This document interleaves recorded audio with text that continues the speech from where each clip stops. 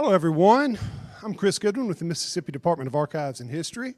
Thanks for braving the heat to come to today's History's Lunch program, which is sponsored by the John and Lucy Shackelford Charitable Fund of the Community Foundation for Mississippi.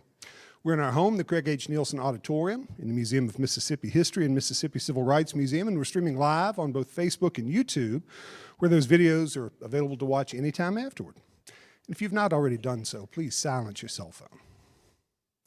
Solidarity Now, the 1968 Poor People's Campaign, is open upstairs. The traveling exhibit explores that pivotal grassroots movement and examines the 6-week protest community that formed in Washington, D.C. as part of it. So I hope that you'll take a look at that after our program today. And next week, on Tuesday, July 25th, admission to these museums will be free in celebration of Emmett Till's birthday. There'll be guided tours at 10:30 a.m. and 2 p.m., and those events are sponsored by Higher Purpose Company. Finally, I hope you'll join us next week for History's Lunch when author and Columbia University professor Samuel G. Friedman will present Two Roads Out of Mississippi, Fielding Wright, Charles Hamilton, and the 1948 Democratic Convention. Today, I'm delighted to welcome back our friend, Heather Denne, to present Complex Compromises, the Life and Legacy of Dr. Jacob L. Reddix. Heather Denne is Director of Community Engagement for Jackson State University. She earned her BA in Women's Studies from the University of Kansas and her MS and PhD in Urban and Regional Planning from Jackson State University, where she coordinates development activities for community residents, JSU students, neighborhood associations, businesses, and other stakeholders in the community. Denne has led or worked on various preservation projects involving the historic Mount Olive Cemetery, and she gave a terrific History's Lunch on that project a few years ago. Ayer Hall, Kofo Center, Dr. Jacob L. Reddix property, Stamp Superburger, and the Washington Edition exhibition. Help me welcome Heather Denne.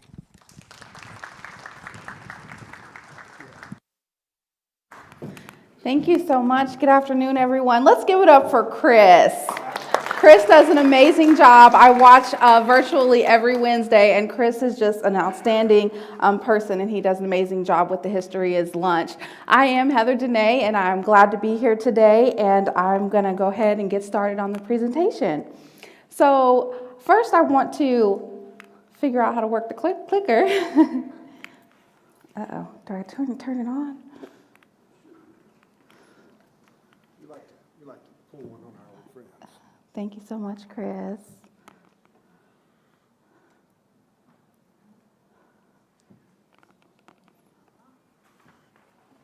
Promise it was working on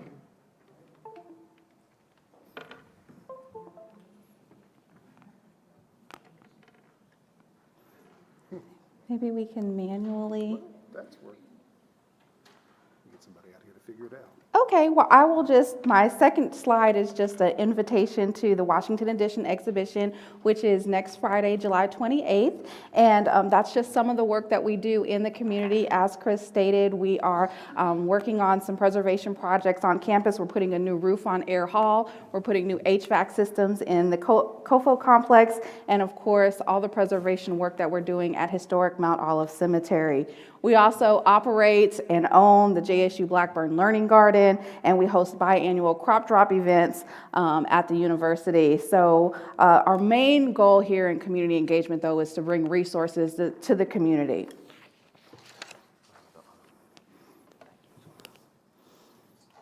And so there is a picture of my family. I'm going to give you a little background about myself. I am a transplant to the city of Jackson by way of Topeka, Kansas.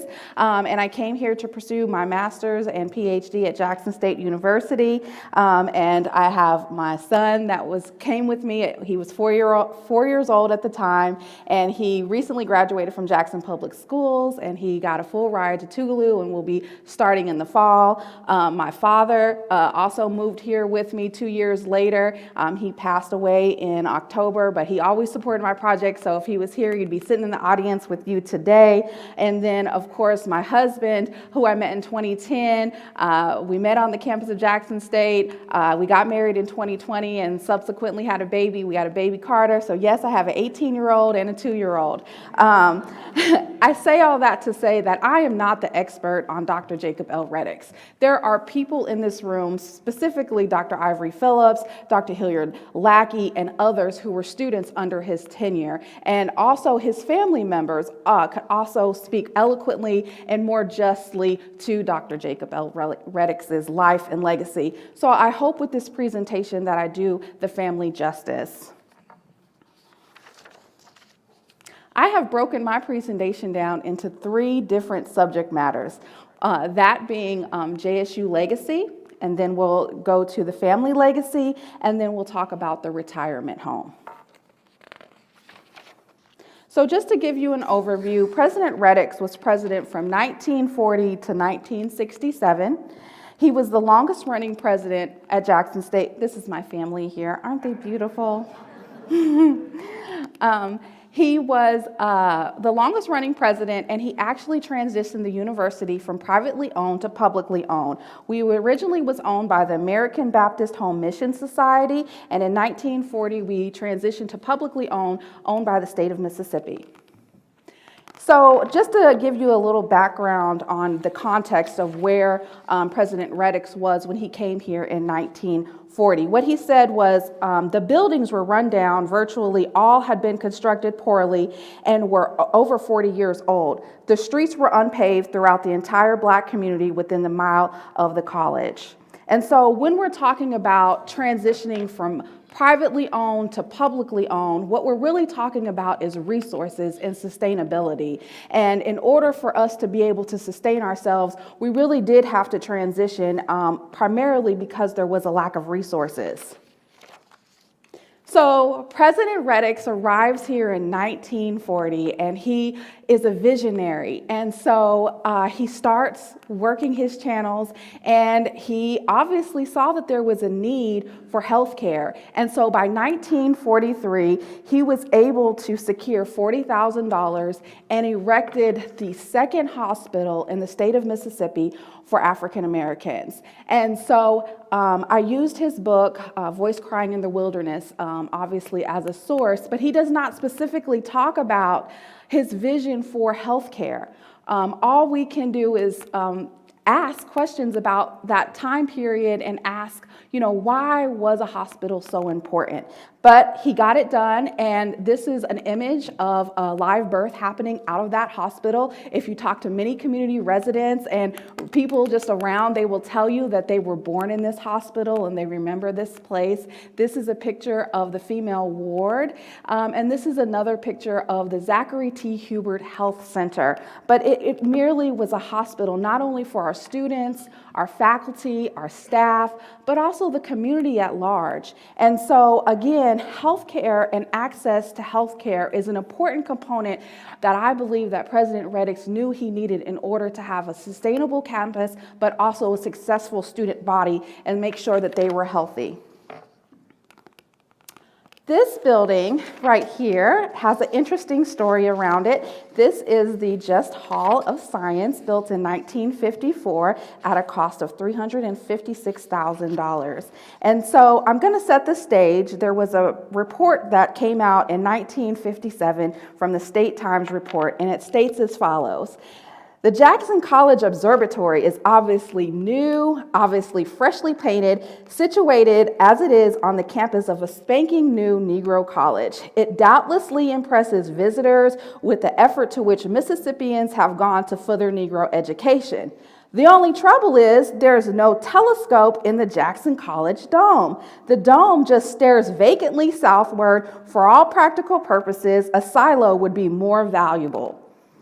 So this is what was published in 1957. And so, of course, during this time period, the state of Mississippi is very concerned about how we are managing segregation at this time. And so when this story went out, a state legislator, a representative called President Reddix and said, "How much do you need for that telescope?" And Reddix replied, "I need $20,000. And so he got $20,000, built the telescope within 2 weeks, and this story that was published on this day, the next day was changed to reflect a more inclusive Mississippi. Now, this building is the H.T. Sampson Library, built in 1959. It was constructed with $331,000. And I'm going to give you a little quote from him on his thought process and his vision for Jackson State campus and some of the obstacles that he had during that time. We plan to construct simple white brick buildings in a contemporary style of architecture with as much color in the windows and the exterior facades as was practical. There were to be no self-supporting arches, no decorative external buttresses, no other external decorative work. All the buildings were to be simple, rectangular, parallel, and beautiful because they were plain and simple. Now, I don't know what other building on campus shows the beauty of a simplistic building besides the H.T. Sampson Library. And it's just something that if you know anything about our campus, we have done some additions to the library and it looks nothing like this does today. But if you look at his vision in terms of simplicity, in terms of symmetry, in terms of being able to have a functionality is what he was really concerned about in terms of the campus environment. And he was concerned about that primarily because this is what was happening. For many years, we had the experience of building one building after another, only to find that the facility was too small even before it was completed. So during this time, he's erecting all these buildings, he's building a beautiful campus, and students are coming here in droves. And so they would embark on a new building, and by the end of the construction, there wasn't enough room for all the students who was trying to get there. So his vision and his thought process is to get your biggest bang for your buck. And so the biggest bang for your buck is going to be not on how beautiful the building is, but the functionality of the building. How many more students I can get in a building if I make it simple, if I make it symmetric, if I don't concentrate on all these ornate things that other universities may be doing. So this slide, I love this slide. Dr. Reddix built 27 buildings in his 27 tenure at Jackson State University. I mean, just think about the work that had to go in order to do and to grow the university. That's a building a year. Who is doing that these days? So he grew the student population from 300 students to 2,500 students, and Dr. Margaret Walker Alexander wrote a sonnet titled "The Builder" for President Reddix. And the last two lines of the sonnet goes like this: "You are our leader in this tortured sphere. We look to you and follow you without fear." Now, this next slide was another favorite slide of mine. I got it from Dr. Leila Gatson-Rhodes' book, and I took a picture of it because I didn't feel like doing a new spreadsheet because it explains everything that needs to happen here. This is the state appropriations for Jackson State College at the time from 1940 to 1967 during the time period when President Reddix was the president. And what you find is in 1940, the state of Mississippi was appropriating $10,000 to Jackson State College. By the time he left in 1967, all the way down here, he was getting $1.6 million for Jackson State College. What does that mean? Well, that's a 16,000% increase in the money that you were receiving while you came in to when you were leaving. That is just astronomical. I think anyone would take that bet. And lastly, I will say, community engagement is in the Division of Institutional Advancement led by Gwen Caples. And all we do most of the day is solicit for resources and funding for our projects and our students. And if this isn't a documentation of what President Reddix did for our university, I don't know how else to demonstrate that but through this chart. Now, I am going to talk about the elephant in the room, and that is Coming of Age in Mississippi by Anne Moody.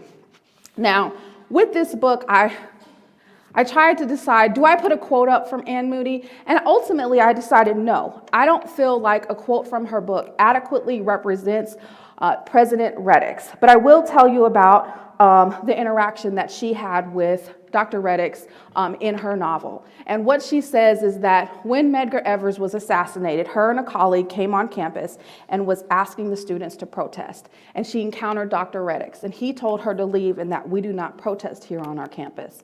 And so I was introduced to Anne Moody 20 years ago at the University of Kansas, and this is a required reading, not only for me, but for many college students, many high school students. And it makes me sad. It makes me sad for the Reddix family that this nationally acclaimed book does not adequately depict our President Reddix. And I would say that his book, A Voice Crying in the Wilderness, should also be a required reading nationally. Now, President Reddix addresses this dilemma in his book, and what he says is, I have never personally participated in an organized protest. Undoubtedly, I have been criticized for not doing so. During my 27-year tenure as president of Jackson State College, the institution has granted upward of 5,000 degrees to its students. I believe this contribution is as important as participating in organized protest. And I couldn't agree with him more. Now, this is a story I learned about 2 days ago from Dr. Hilliard Lackey. And what he says about President Reddix is that Dr. Reddix housed James Meredith's wife and children on the campus of Jackson State College when he was in Oxford attending Ole Miss. And so how Dr. Lackey describes it is, while James Meredith is integrating Ole Miss and guarded by 200 guards, President Reddix at the same time is keeping his family safe on Jackson State campus in the barracks on campus. And so this is another testament to his contributions to the civil rights movement. Now, I'm not sure if you guys are familiar with our campus, but this is Campbell College that was located on John R. Lynch Street, right down the street from Jackson State University. Begun in 1890, it was the first African-American college in Mississippi established without the aid of whites. The school was sponsored by the African Methodist Episcopal Church and named in honor of one of its bishops, Jabez Pitt Campbell. Campbell College was able to openly support the civil rights movement, hosting numerous events on its small campus. It was a center of political activism in Mississippi. However, in 1967, severely in debt, the state seized the campus through eminent domain, and the campus was absorbed into what is now Jackson State University. None of the buildings associated with Campbell College survive today. Now, I show this picture, I bring it up in this context because I believe that we stand here 144 years later, strong as Jackson State University, primarily because of the way that Dr. Reddix was able to navigate this tumultuous and very decisive time. He did a phenomenal job of doing that. And had he not led the vision and his tenacity, his determination, and his ability to work with the state of Mississippi, Jackson State may not be here today. Now, I'm going to go into his family legacy. Now, there's some primary characters in his book that he talks about. And Dr. Reddix was able to trace his family lineage back to North Carolina. Both his grandparents were born into slavery. Jacob and Millie Brown were his maternal grandparents, and Henry and Charity Galloway was his paternal grandparents. And what he says is, I realized that both families were most fortunate compared with many other slave families, in that neither they nor their children were ever brutalized by being separated and sold on the block as were many slaves. I believe the complexities begin here. Millie Brown talks about a situation where her child was beat so severely by the slave owner, but she was able to leave the house and tend to her child and heal him and bring him back to health in this complex time. And so even in servitude, she showed grace and mercy to her slave masters because they did not sell her husband, nor did they sell her children. Now, We always talked about Dr. Reddix as a builder, and so again, I don't believe this just came out of nowhere. This derives from his family legacy. In 1875, Jacob Brown built a raft and a makeshift house for his family to go down the river for weeks to build a new life at John's Bayou. His grandfather was a builder, and I believe that was passed on to him. Now, I can't imagine this during this time right now, but imagine building a platform of rafts of timber 30 feet by 24 feet with a whole house on top of it and your whole family, like 10, 12 people getting on board, and you floating down the Buckatuna Creek River down to the Chickasaw Way River. I mean, it is something that I can't even imagine today. And they were on that river for weeks, but this experience for his family was a joyful time. They were free. They were trying to find new land. People called it the promised land where they were going, and it was a celebratory moment for this family. But again, we're talking about being able to construct something with your hands and build it sturdy enough to hold your family on water for a duration of time that, you know, is really impeccable. Now, his book is titled A Voice Crying in the Wilderness because of his grandmother, Millie Brown. What he says about her is, looking back over her life, Millie Brown no doubt remembered that she served in slavery for 47 years and that she never expected to be free. Of course, she had prayed many times that her children might be free. She no doubt also recalled praying that her children might someday learn to read and write. A quest for education is all throughout the Reddix family. Education was denied to so many people, including the Reddix family. And so for President Reddix to not only obtain an education, but to be educating Black folks in the state of Mississippi is something that is just, he was so proud of. And this is part of his legacy and just the desire to be educated. Now, he was an engineer. This is what he said: I also knew that if I studied engineering, I would have to enter a college north of the Mason-Dixon line because at that time, white colleges in the South would not accept Black students, nor did Black schools in the South offer any engineering programs. He also was an advocate for cooperatives. In 1933, he organized the Consumer Cooperative Trading Company in Gary, Indiana. In 1939, he was offered and accepted a job in D.C. with the Department of Agriculture to manage cooperatives for the nation. Now, there weren't many Black folks getting jobs in D.C. to manage cooperatives in the nation, but he did. But he had to leave because they offered him a job at Jackson State in 1940. Now, I'm going to move to the retirement home. I love this photo. This photo represents so much. We believe Dr. Hilliard Lackey took this photo. There's several reasons why I love this photo. First, because of its legacy. This is Dr. Dolly M.E. Robinson, longest professor at Jackson State University. This is B. Baldwin Dansby, the president prior to Jacob Reddix. This is Dr. Reddix himself, and this is a young Dr. John A. Peoples. And I love this photo because of its legacy. This was the retirement party, but I also love this photo because what I know is Dr. Peoples was a student of Jacob L. Reddix. That was his mentor. And Dr. Reddix handpicked Dr. Peoples to be president. And so everyone says Dr. Peoples is their greatest president. And it's hard for me to argue with them because Dr. Peoples and his wife are just amazing, and they've done amazing things for the university. But had there not been a Jacob L. Reddix, there may not be a Peoples. So Dr. Reddix is my favorite president. This is their retirement home. They built in right after he retired in 67, 68. If you look here, these are the white buildings that he was talking about and he was erecting. This is in their backyard. So it's at 1136 Valley Street. It's a 3,000 square foot home with a basement. And this is what Black modernism is and was during this time period. This is a picture of a celebratory event happening around the retirement, and pay attention to these curtains here, but the chandelier, and this is inside the property, and just the celebratory moment in this space.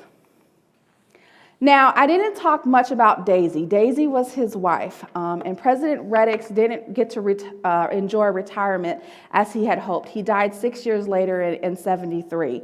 But his wife, Daisy, she lived until 106 years old. She passed away in 2006, and she lived in this property until then. And I show this picture because she was an avid gardener. And, her family's from the Bahamas, and so she knew how to garden. This is the lush greenery. Now, this house, if you look here, these are custom-built planters on the outside of the house so Daisy could garden and flourish her little flowers, and it just represents all of the love and care that Daisy put into the cultivation of this property. Again, this is the streetscape, this is the driveway, beautiful flowers here, and just some of the work that she was doing as she was living there. Now, this is the current house of the property and its current state. It's in its original nature. These are all bricks hand laid by some of JSU students. This is the exterior of the property. This is where the family would enjoy coffee and breakfast, and they would look over Jackson State. And, this is a prime location for some of the family gatherings that was happening. Now, this is a recent photo, but if you see here through these trees, this is the College of Science, Engineering, and Technology. And so when he retired, he wanted to be able to still enjoy the campus when he looked out from his balcony. I do want to talk a little bit about this Scuppernong arbor. I never heard of a Scuppernong arbor until this book. So what he says, in his old age, Grandpa Galloway made large quantities of good quality Scuppernong wine and stored it in a great glass demijohns. I remember him here saying that they brought the Scuppernong wine from North Carolina to Brewer's Bluff. My father planted a cutting on our homestead. Later, I planted a cutting from the vine on the campus of Jackson College, and when I constructed my present home, I planted there a cutting from the campus vine. Thus, the history of the vine goes back well over 100 years. Now, I hope today or in the next coming days, me and Dwan, the granddaughter, will be able to find the vine, cultivate the vine, and bring it back to life. Now, so I talked about how much he loved Daisy, and this is another demonstration of how much he loved his wife. Now, just look beyond, the little messiness here. This is her greenhouse that he built for her with a fireplace inside the greenhouse. And so they would entertain here, they would have donors here, they would have faculty and staff here, and this was part of their backyard, and this is the greenhouse that he built for her. This is inside the greenhouse. I mean, I just look at it and I'm just awe. Some people may not see what I see, but it is just so gorgeous. And to see this. This is inside. Remember, I talked about the curtains. These are the same curtains they had when they built the home. Most of the original features are still in the home, such as the intercom system, the telephone here. This is all original to the home, which is something very, very valuable. Now, we're walking through the house, looking at stuff, taking pictures, trying to document everything. And Mr. and Mrs. Roby, they're the current owners of the property. They said, there's some stuff in the corner over there. It's important stuff, but, take a look. I don't know what's in there. And so we start rummaging through the stuff, and we discover a 1920 high school diploma from Dr. Reddix. Now, this is when he graduated from Miller's Ferry Normal and Industrial School in 1920. Here's his name written in here and all the signatures. And it was like balled up in a little ball. I get after Mr. Roby about this, but it is now preserved, and they have donated the collection to Jackson State University, and it's been curated, and we are preserving this item, as well as he was a Sigma, and there was original documentation of when he crossed in the early 1920s, and that's also being preserved with all of some other photos. This is another demonstration of the love that he had for Daisy. You know, this is her vanity that she got ready every morning in. This is the basement. This is where you go out of the house. And ignore the mattress in the gain box. But, you know, we talked about Daisy having her she shed. Well, Reddix had his him shed, and this is where he was a fisherman. And so he would come and he would fillet his fish, he would wash his fish, he'd clean his fish. This was his man cave. And so again, he custom, built this house for him and his wife. So I'm gonna go over a few closing remarks and just talk about the importance of historic preservation. I just wanna say that places, physical structures matter. They tell a story. We're happy to stand here today to say that any day now, the Reddix property will be listed on the National Register of Historic Places. This is through the work that we've done, through the nomination that we've submitted. It's currently being reviewed, and it should be accepted any day now. And we are really proud of that accomplishment. We also want to talk about Black modernism. We've been in conversation with the National Trust for Historic Preservation. There is a Black modernist grant. Now, James Cannizzaro, famous architect, and he built many of the structures on campus, and he also was the architect for this property. But he was a white architect, and so there's been conversations around who gets credit for Black modernism. Is it just the architect, or should it be the engineer? Should it be our students who help lay the bricks for this property? And so we're in conversations with them to figure out a feasibility study for this site, as well as preservation of the greenhouse. Now, I have to thank a few people before I close. I first want to thank Dr. Dwan Robinson and Jacob Robinson, the granddaughter of Jacob Reddix. Dwan, can you stand, please? This is the granddaughter, and Jacob is her son. They have been instrumental with this research and helping me navigate this presentation. I want to thank Mr. and Mrs. Roby.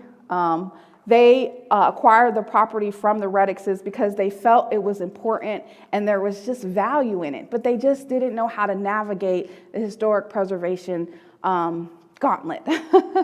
And so I want to thank them for recognizing and continuing to upkeep the property. I also want to thank Darlita Ballard. She's the curator for the Reddix properties and artifacts that have been donated to the university, and she's taken time to make sure that all of those items are well preserved. I also want to thank the National Park Service. They have given us funding to support the nomination packet to get the house listed on the National Register. And lastly, I want to thank Jackson State University. I wouldn't be able to do this without my job, and I'm just blessed to be able to do the work that I do. These are my sources, and at this time, I will open it up for questions.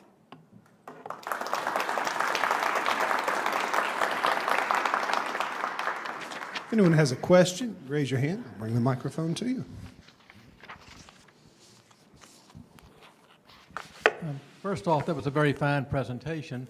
A lot of people don't realize how Dr. Reddix also participated in the greater community of Jackson. He actually presented the R.M. Taylor Zoo in Jackson with 2 very rare monkeys acquired from Africa. Yes, he talks about that in his book about being selected to get some animals for the zoo because of his traveling to Africa. During the time, I noticed with the appropriation fees, after Brown versus Board of Education, I noticed the equalization plan happened and more funding was put into building African American schools.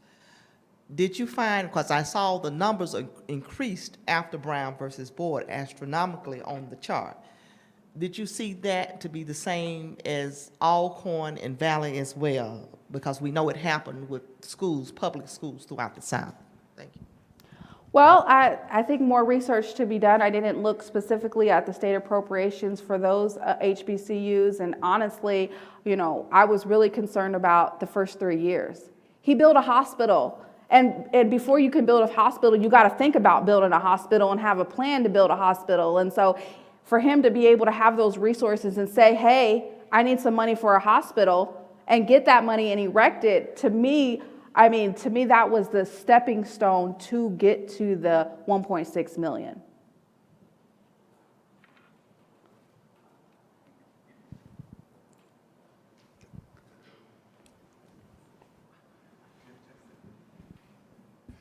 Can you speak to how he negotiated the Sovereignty Commission and all the others, and being surveilled, I'm sure, constantly, being in the Fish's tank right there on the campus, and how he had to do that thin line between, keeping them off his back, yet being doing the things he could for African Americans?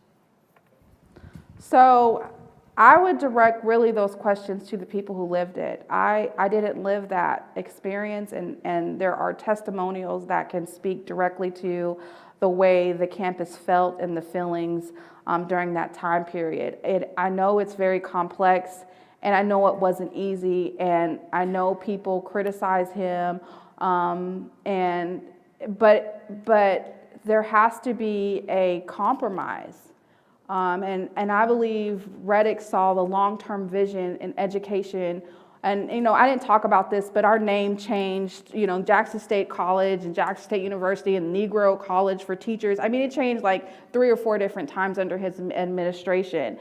And so, but at the end of the day, I feel like he really was setting out to ensure that education for a marginalized group that may not have had access to this was his primary concern, and he did the best he could do to navigate that. And so I would, look to Dr. Ivory Phillips and others that have lived that experience, to Hezekiah Watkins, to kind of testify about those experiences because they lived it.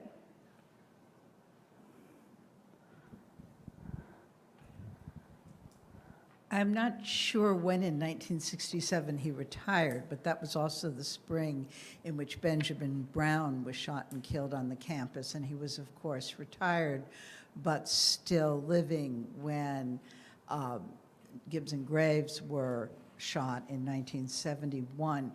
Did he ever speak publicly about his thoughts about bringing that kind of external police force into campus to put down demonstrations there? I know he did not think demonstration was a wise way to change, but did he ever, in your research, come up with comments on how he felt about the reaction when protests did come to the campus and ended in at least 2 cases lethally?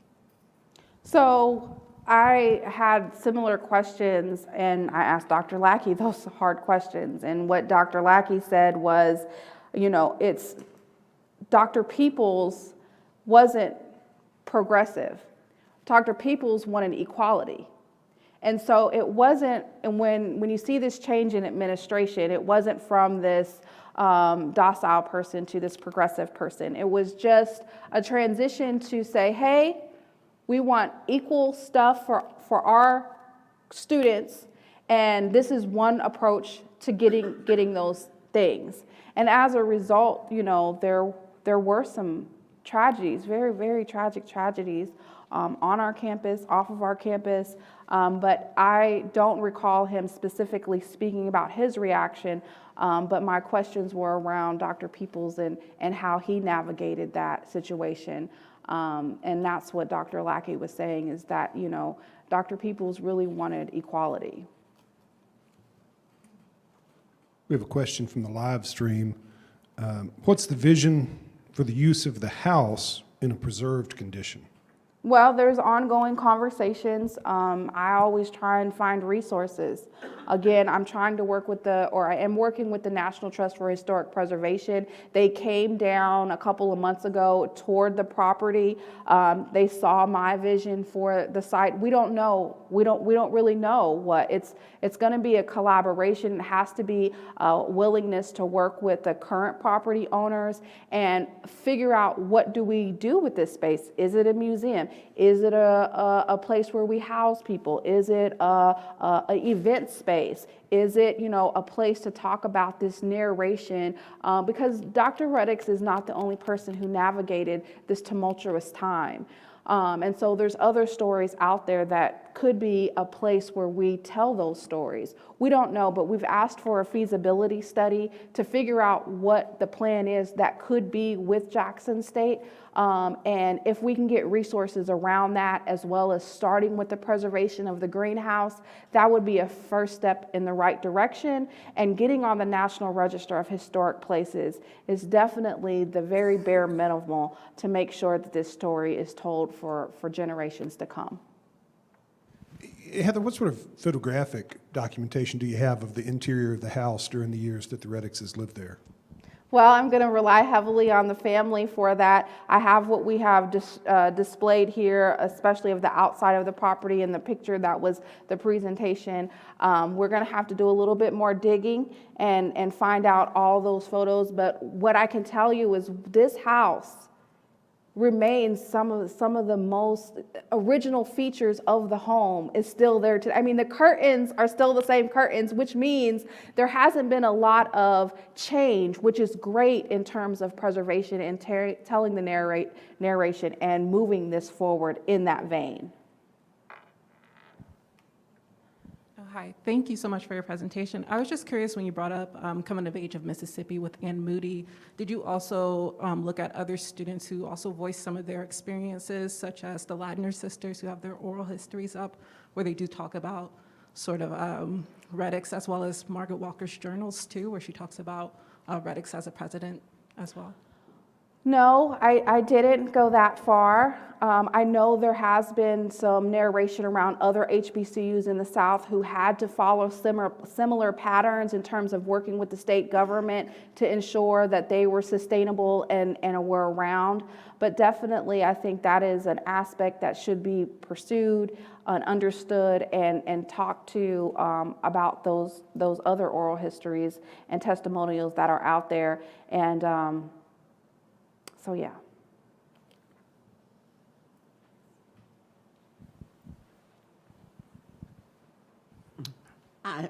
My mother, who grew up in the Delta area around Sunflower, when she was 11th grade, they were recruiting students to come to the college for teachers. Is there some background on that? Yes. So in his book, he talks about the narration when in 1940, when he took over, he really had to change. Really, we weren't a four-year university at that time. He changed it from 4 years to 2 years to focus on teaching and educating teachers, and thus our name changed to the Negro College for Teaching School or something along those lines, where it's a sole focus on teaching and education and putting out teachers. So yes, that was a sole focus, but with his vision and his tenacity and his ability to, get resources, after 2 years, then we opened back up and we was a 4-year institution again, and he grew graduate programs and other programs. And so it wasn't just this narrow, you're just gonna teach teachers focus, but it began to open up.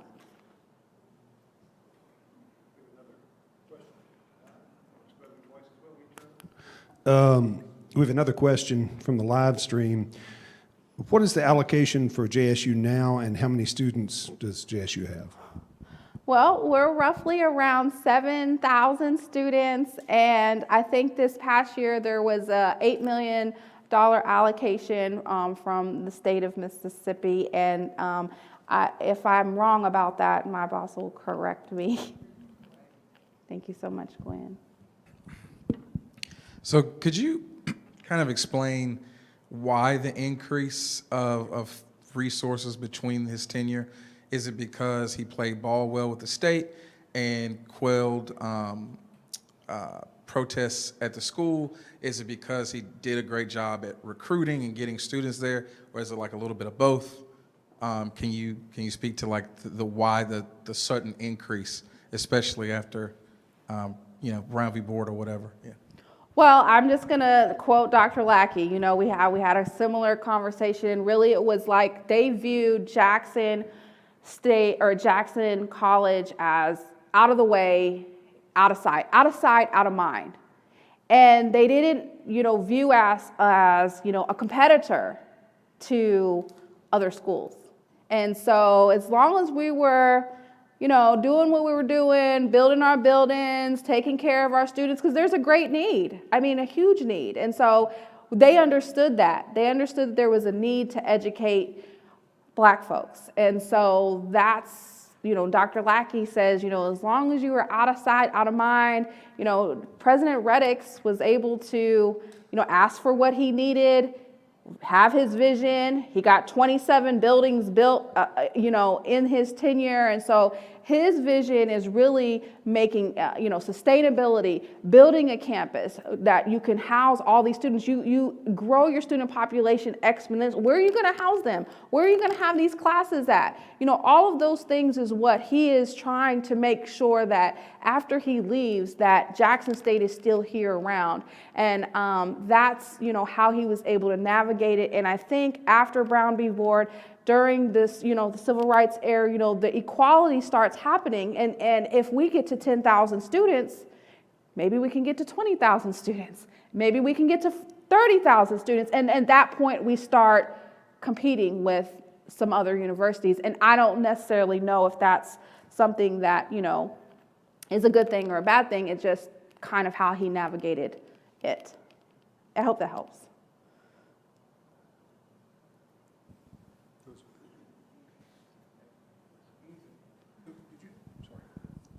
I want to have a question. I have a comment. Yes, ma'am. I'm old enough to remember Dr. Reddix and Dr. Peoples Yes, ma'am. and some of those buildings. Yes, ma'am. You can do an online research and find information about Dr. Reddix. And his legacy includes the fact that he did not support the students and the civil rights movement. Now, I have read about why, and I think his book, if you understand human nature, his book, of course, is going to make him look good. Theodore Bilbo, if he wrote a book, made him look good. The fact that Dr. Reddix did not support the students and their fight to achieve integration and to end Jim Crow segregation doesn't make him a bad fellow. The reason he gave for doing so was that he thought education was more important than integration. That's a valid argument. It may not be acceptable. He sought to educate the students he was responsible for, but he harmed a lot of people while doing that. You love Jacob Reddix, and that's wonderful. I invite you to do some more research and study, so in forums like this, you are able to speak to the whole man. I have a question. The photo you showed of Peoples, Reddix, and Dansby, and there was a building on campus at one time named after Dr. Dansby. Is it still there? No. Okay, there was a man at the table seated next to Dr. Robinson. Do you know who that was? No, ma'am. I just want to ask something simple. This is my first time hearing about the hospital. Where exactly was the hospital? Well, the hospital is still in existence today. It's right across from where my building is, which is the old lab school on John R. Lynch Street, right across from what is Dolly E. Robinson building now. It's right on Dalton and Lynch there if you come a little bit further down the tower. It's one story. It doesn't look like what a hospital looks like today, but it operates as our work study student space where they go and apply for work study. So that's where it's at. Okay, you said it was the second African-American hospital. What was the first? It was in Yazoo. Don't quote me on it. Dr. Lackey gave me that information and I didn't include it. I just know it was in Yazoo. I'm sorry.